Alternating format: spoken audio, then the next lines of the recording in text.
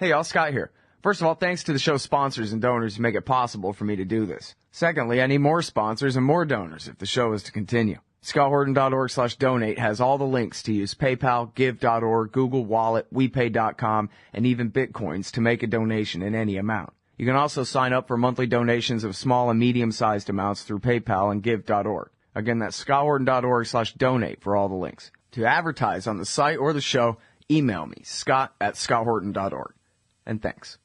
All right, y'all, welcome back to the show. It's the Scott Horton Show, here from 11 to 1 Texas time, weekdays at ScottHorton.org. You can also find all my interview archives there, more than 2,800 of them now, going back to 2003.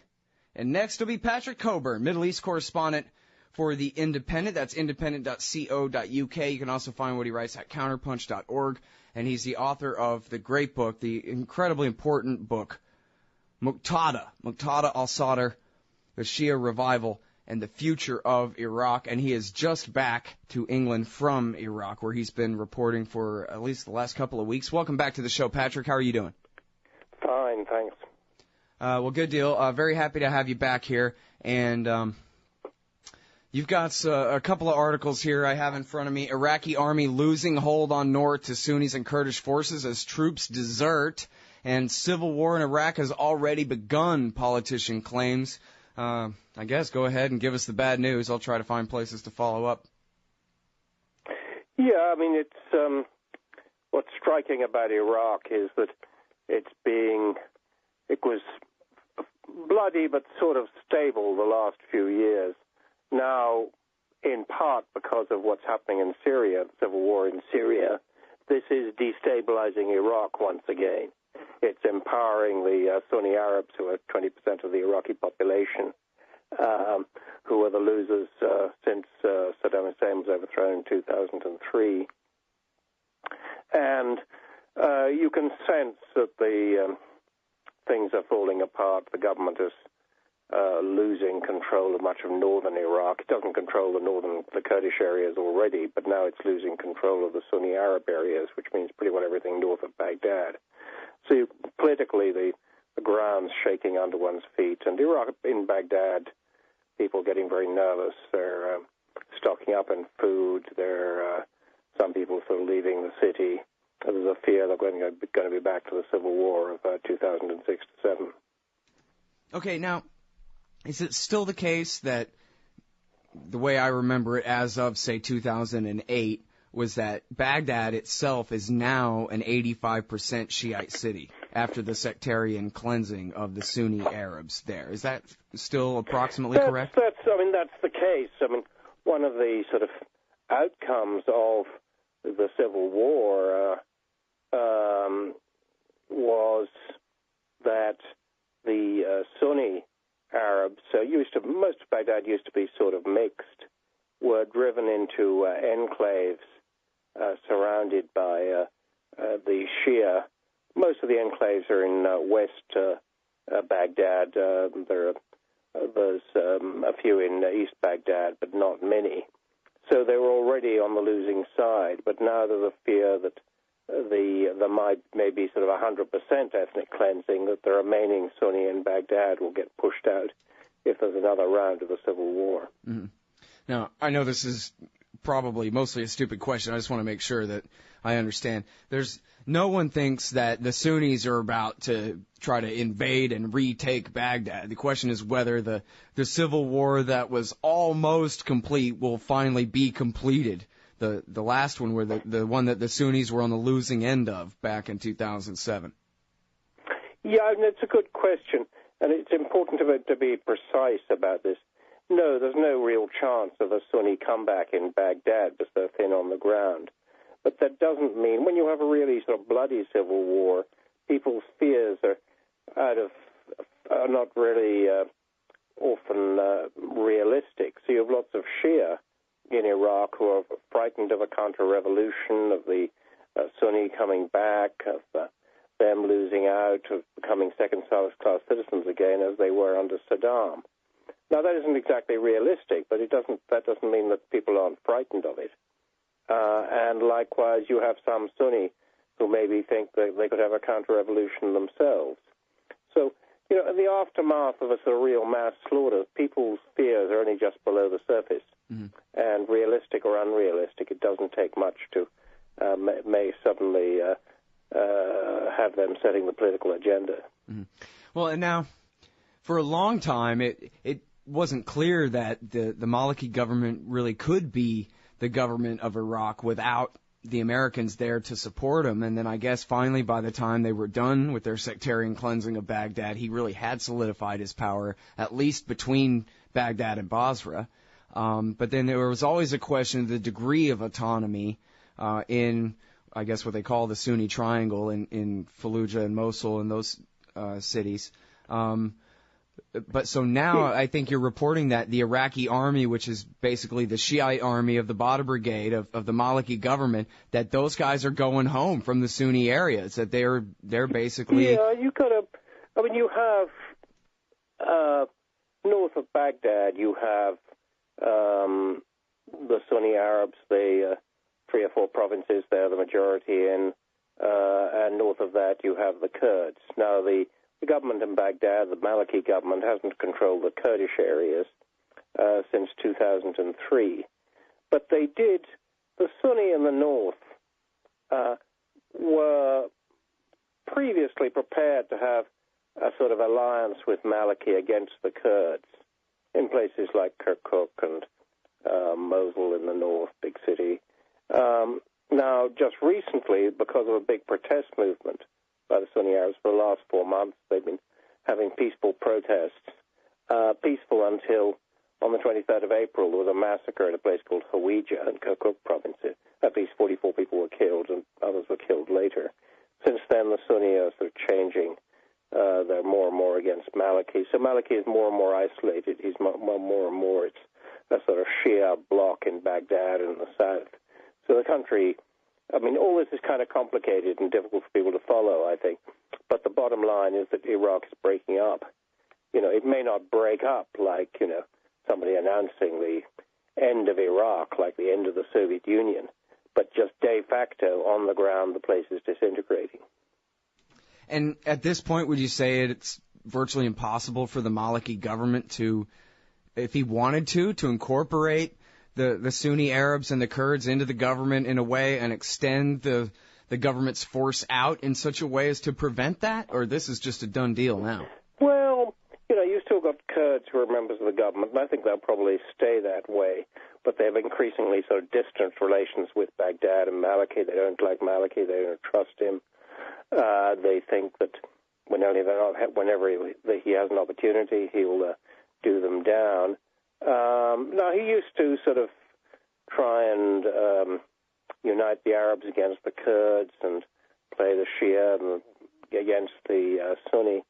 But I'm not sure he can do that anymore.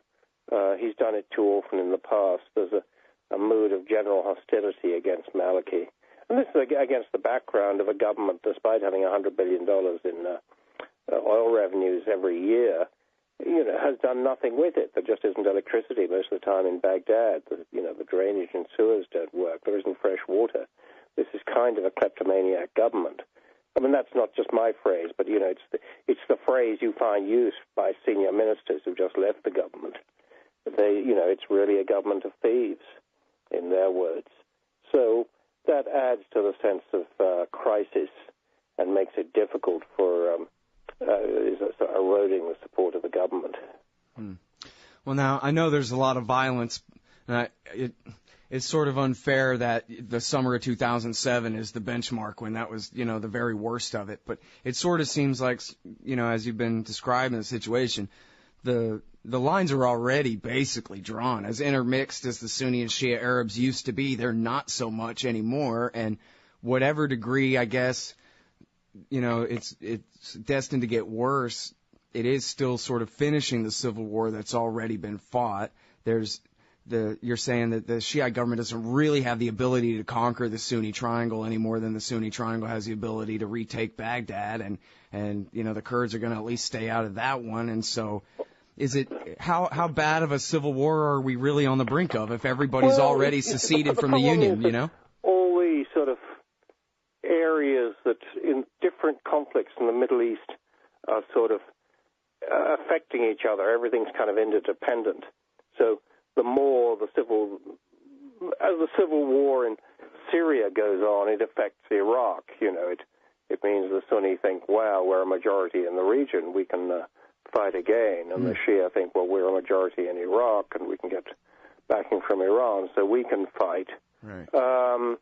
But everything, there's a sort of feeling among both Shia and Sunni that a sort of sectarian civil war across the Middle East is coming. So people are getting more and more edgy, more and more frightened. And that in itself sort of destabilizes the situation. In western Iraq, there isn't really a border between Iraq and Syria anymore. It's kind of people can move backwards and forwards. Al-Qaeda in Syria can move into Iraq and vice versa. Mm-hmm.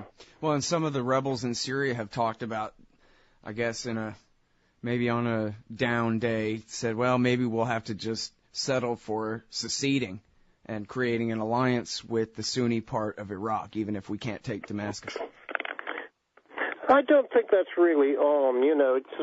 People have often talked about this, about Syria, about Assad and his people going to the sort of Alawite tribal hinterland. But, maybe 50 or 100 years ago you could do that. But these days most people live in big cities. Alawites live in streets in Damascus. And, if you lose the big cities, the countryside isn't so heavily populated. So I think that sort of geographical carve-up doesn't really work. I think it's much more those sort of, outside academics who think that looks neat and nice, but it really won't happen. Yeah. In Iraq, one Iraqi politician was saying to me, there's no such thing as a soft partition in Iraq, that it's going to be more like sort of India and Pakistan splitting apart with, hundreds of thousands of refugees on the roads and tens of thousands of people killed in Iraq. So and I think that's probably true. That's still coming. That's still coming, yeah, because it's not, it's partly partitioned in Baghdad and other areas, sort of minorities have moved out, but there's still a certain sort of intermingling, that you have a Shia town here and a Sunni town down the road. We have another round of civil war, that's going to stop happening, that one's going to wipe the other out. Yeah, but the surge worked. The surge worked. I saw it on TV, and they said that they were going to secure... I always thought the surge, it had some things going for it, but it was really, I think, basically designed for American television audiences, or maybe American television editors in New York. American correspondents on the ground in Baghdad, I remember shaking their head in 2008 saying, they couldn't get on air in the U.S. because they were being told by their editors the surge had worked and the war was over. And they were sort of saying on the phone, you're crazy, lots of people still being killed, just hasn't happened that way. But, I think the great effect of the surge before the 2008 election was really to give the impression that somehow the U.S. had won at the last moment. And it really wasn't the case. Well, at least it gave them the political cover to leave. General Petraeus was a very effective, most effective general I've ever come across in any country at dealing with the media and manipulating the media. Mm-hmm. Well, I guess at the time it was they extended the occupation really by the surge. The Baker Commission wanted to leave by 2008, right? And the surge ended up allowing them to stay longer. But at the same time, maybe they could have never left without being able to call it a victory. So maybe we can accept their lie and just be grateful that the Army really did and the Marine Corps really did pull out of there. Sure, I think that, I think it's rather like, 1972 in Vietnam, that there was a sort of treaty. It sort of left a decent interval.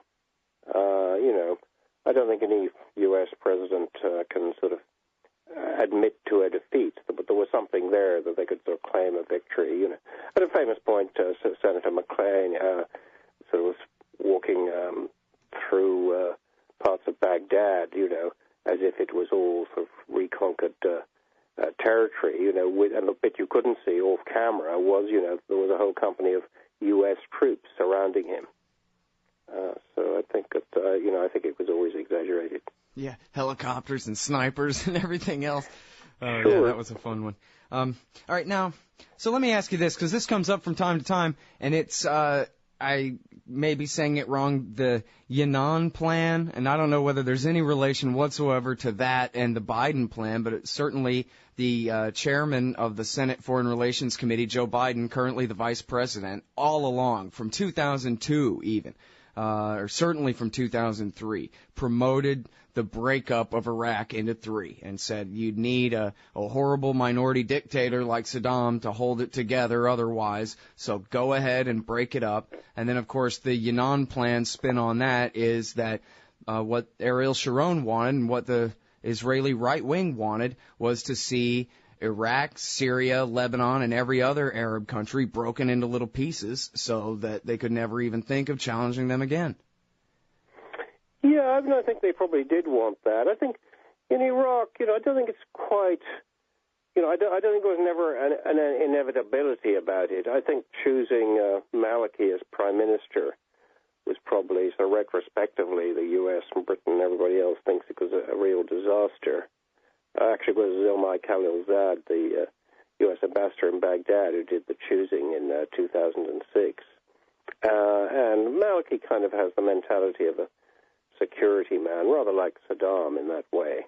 He thinks of everything in terms of security. He thinks of any form of dissent is sort of the beginning of treachery, that, if somebody dissents today, they'll try and kill you tomorrow, and he reacts accordingly.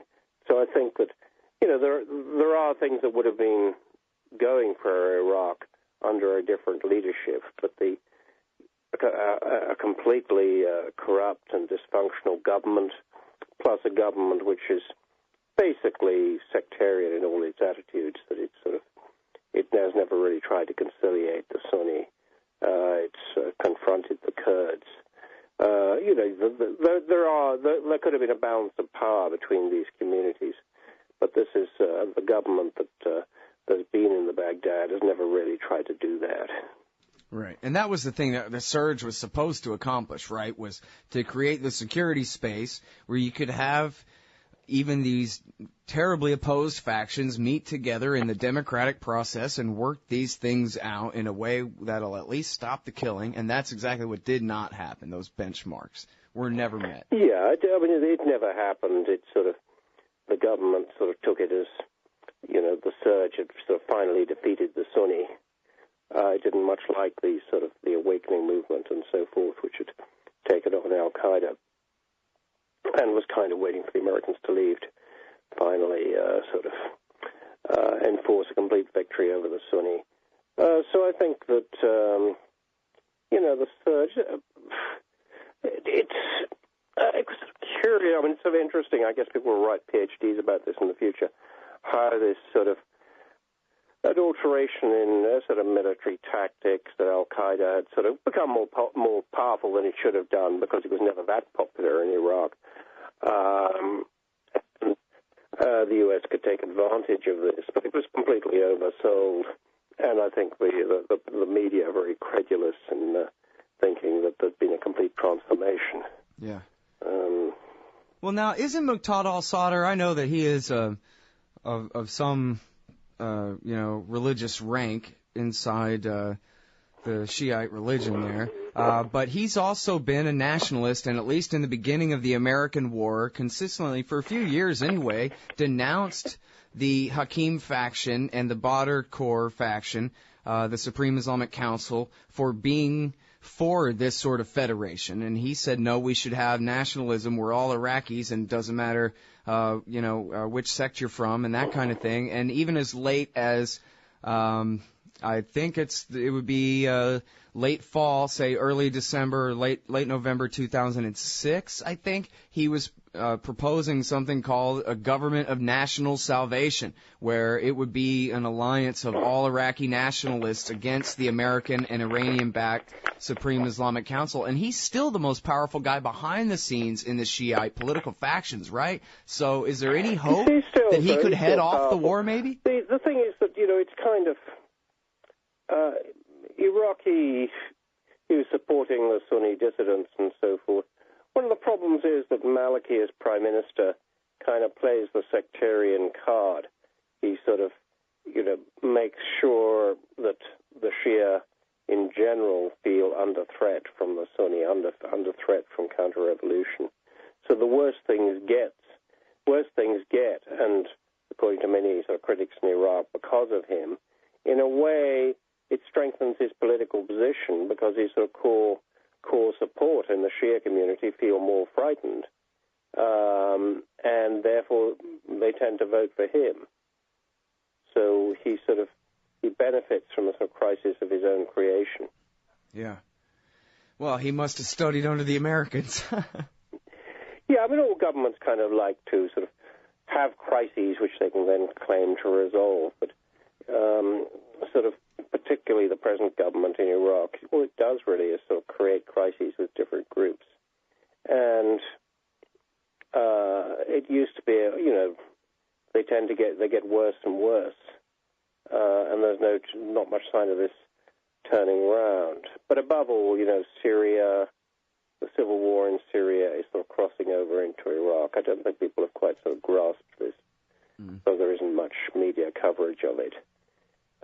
But the war is, just like Syria was partly originally, you had people from Al-Qaeda moving into Syria.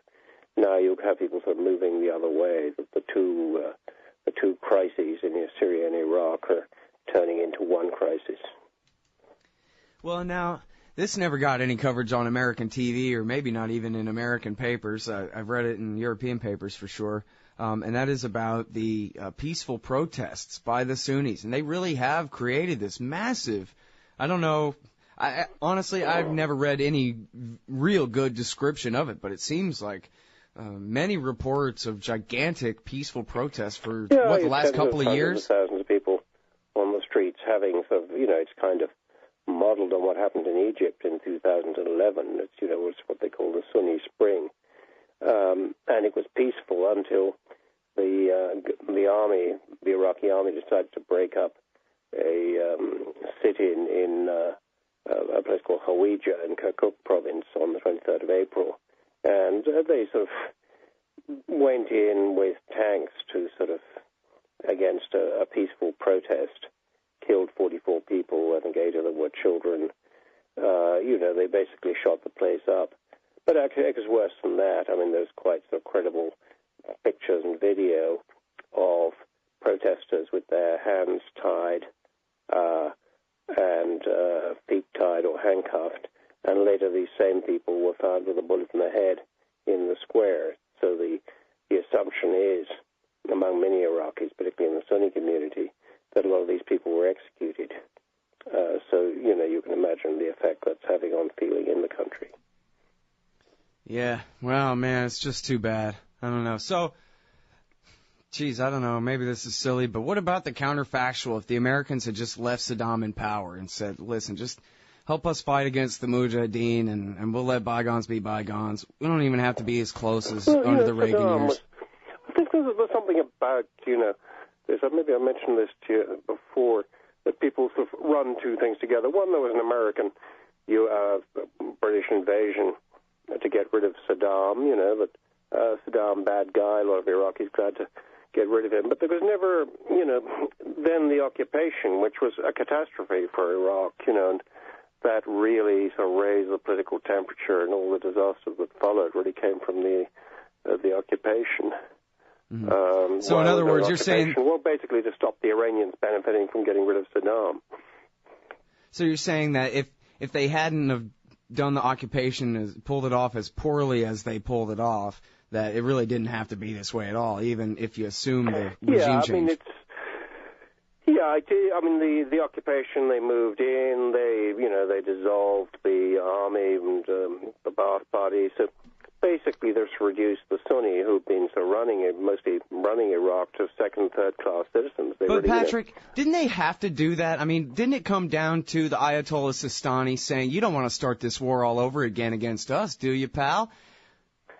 I don't think there was so bad in the background, but I think that, they were there to introduce democracy, they said, but they didn't actually want to hold an election. Right.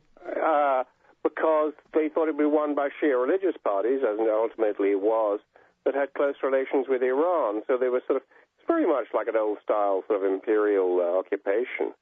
You know, I remember them telling me at the time in 2003, we'll have an election after a census. You know, we must absolutely essential to have a census first. Now, there hasn't been a census to this day. So, you know, if their original policies had stuck, they'd still be there and there wouldn't have been an election. But eventually, sort of Sistani and the others, they were fighting the Sunni. They couldn't afford to fight the Shia as well. So, you know, things began to fall apart really quite fast. Mm. I think it's one of the sort of downsides of U.S. and other foreign media coverage in Iraq that they were actually always sort of about 2 years behind events. It was pretty evident, you know, by the end of, really quite soon, the end of 2003, that the whole U.S. position was falling apart. It alienated the Sunni and the Shia. I would say by the summer of 03. They were going to lose. I would say by the summer of 03, it was already falling apart. There was that window where they were saying, okay, you said you just came to do us a favor, but you're still here. Aren't you going to leave? And I think that they already started getting mad in the early summer of 03. It was pretty apparent that they realized that you're not leaving. You're going to try to stay, you know? Yeah, and they were going to try and stay. You know, I think one of the initial invasion seemed so easy that, you know, a lot of U.S. officials, not just neocons or thought, you know, we can kind of do what we want in Iraq. You know, there'll be no price to pay. While the Iraqis thought, well, we didn't fight the invasion, we can certainly fight now. The other, of course, great mistake was to start, you know, this extraordinary arrogance of power to say, aha, Baghdad today, Tehran and Damascus tomorrow. Now, you start saying that to people. People in Baghdad and Damascus think, well, right, we'd much prefer to fight in Baghdad than fight in our home territory, so we'll come to you before you come to us, you know. There was, you know, it was going to be bad, but I think that sort of imperial arrogance and ignorance turned what would have been a failure into a catastrophe. Yeah. Well, especially when the Iranians were saying, oh, you guys want to invade Iraq, huh? Let us help with logistics and things. And instead of outright working with them, we worked kind of in conflict with them, but ultimately fought for them and their friends the whole time anyway. And we ended up with a Dawa Party government anyway.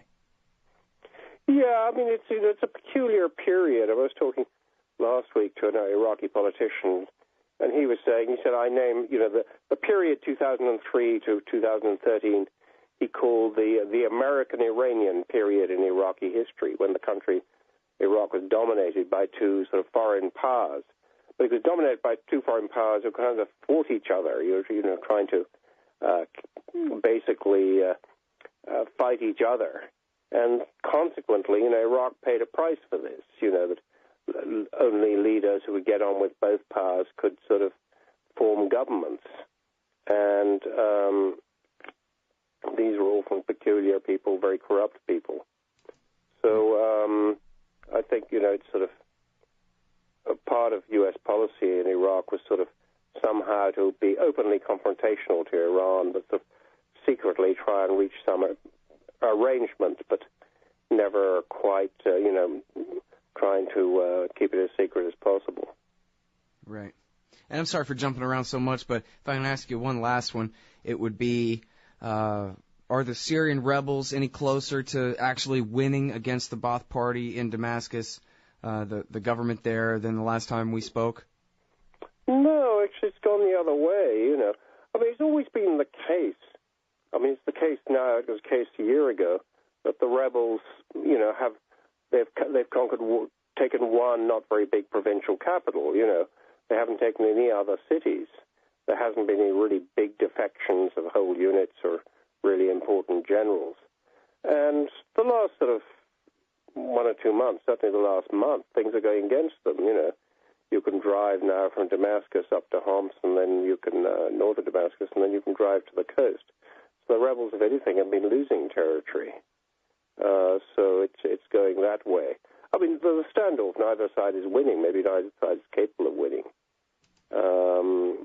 So I think that, if anything, the Assad government has got that a little bit more powerful over the last couple of months. All right. Well, thanks very much for coming on the show again, Patrick. I sure appreciate it. No, anytime. All right, everybody. That is the great Patrick Cockburn, Middle East correspondent for The Independent in England. That's independent.co.uk. And a couple of recent ones are the civil war in Iraq has already begun, and Iraqi army losing hold on North to Sunni and Kurdish forces as troops desert. And also, check out his great book, Muqtada al-Sadr, The Shia Revival and the Future of Iraq. Hey, y'all, Scott Horton here, inviting you to check out WallStreetWindow.com. It's a financial blog written by former hedge fund manager Mike Swanson, who's investing in commodities, mining stocks, and European markets. Wall Street Window is unique in that Mike shows people what he's really investing in and updates you when he buys or sells in his main account. Mike thinks his positions are going to go up because of all the money the Federal Reserve is printing to finance the deficit. See what happens at WallStreetWindow.com. And Mike's got a great new book coming out, so also keep your eye on WriterMichaelSwanson.com for more details. Hey y'all, Scott here. Like I told you before, the Future Freedom Foundation at FFF.org represents the best of the libertarian movement. Led by the fearless Jacob Hornberger, FFF writers James Bovard, Sheldon Richmond, Wendy McElroy, Anthony Gregory, and many more write the op-eds and the books, host the events, and give the speeches that are changing our world for the better. Help support the Future Freedom Foundation. Subscribe to their magazine, The Future of Freedom. Or to contribute, just look for the big red donate button at the top of FFF.org. Peace and freedom. Thank you. Hey, y'all, Scott Horton here for the Council for the National Interest at councilforthenationalinterest.org. CNI stands against America's negative role in the ongoing Israeli-Palestinian conflict, the war party's relentless push to bomb Iran, and the roles played by twisted Christian Zionism and neocon-engineered Islamophobia in justifying it all.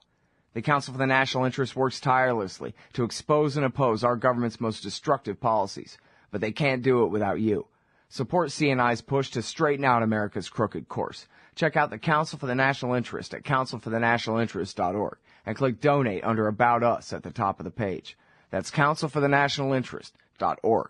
Man, you need some Liberty stickers for the back of your truck. At LibertyStickers.com, they've got great state hate, like Pearl Harbor was an inside job. The Democrats want your guns. U.S. Army, die for Israel. Police brutality, not just for black people anymore. And government school, why you and your kids are so stupid. Check out these and 1,000 other great ones at LibertyStickers.com. And of course, they'll take care of all your custom printing for your band or your business at TheBumperSticker.com. That's LibertyStickers.com. Everyone else's stickers suck. Oh man, I'm late. Sure hope I can make my flight. Stand there. Me? I am standing here. Come here. Okay. Hands up, turn around. Whoa, easy. Into the scanner. Ooh, what's this in your pants? Hey, slow down. It's just my... Hold it right there. Your wallet has tripped the metal detector. What's this? The Bill of Rights? That's right. It's just a harmless stainless steel business card-sized copy of the Bill of Rights from SecurityEdition.com. There for exposing the TSA as a bunch of liberty-destroying goons who've never protected anyone from anything. Sir, now give me back my wallet and get out of my way. Got a plane to catch. Have a nice day. Play a leading role in the security theater with the Bill of Rights Security Edition from SecurityEdition.com. It's the size of a business card, so it fits right in your wallet, and it's guaranteed to trip the metal detectors wherever the police state goes. That's SecurityEdition.com. And don't forget their great Fourth Amendment socks. Hey guys, I got his laptop.